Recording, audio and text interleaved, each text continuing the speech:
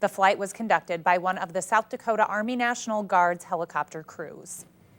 Arguably, one of the hardest hit groups from last weekend's storm is West River ranchers. Some estimate hundreds of thousands of head of livestock were lost. It's something one Hermosa rancher says he's never seen in all his life, and he doesn't know what's next.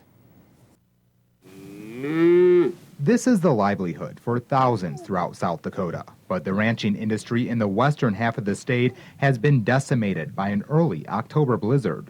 We won't know for, I would imagine a couple weeks when everybody gets their cattle gathered, but initially we're probably 60–70% loss. Dead cattle line roadways and speckle fields. Richard Rausch has ranched his entire life and says this is truly a first. I don't know if you can recover from something like that.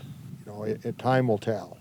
Rausch says during times of adverse weather, many of his cattle survive in deep draws out of the wind and the elements. He says for some reason, the animals left the draws during this latest storm, and it was simply too much. Too much rain, too much snow, too much wind. Most of the animals freezing or suffocating. We had 6 head of horses in a corral next to a shed, and we lost 4 of those horses right in the corral with all the protection in the world.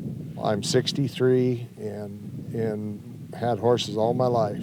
I've never lost a horse.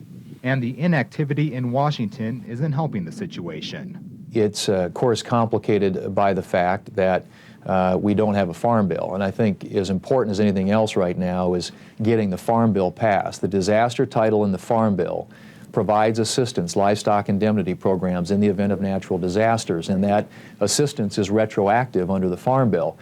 But we're still awaiting a conference, and we're waiting for the Speaker of the House to appoint conferees. So ranchers like Rausch are left in limbo.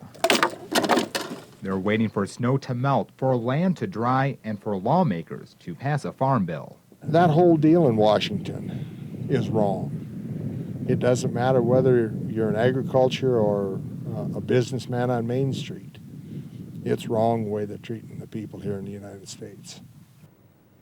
Governor Dugard says a rancher relief fund has been set up and encourages South Dakotans to reach out and help their neighbors. To donate, simply visit giveblackhills.org and search rancher relief. This evening, House leadership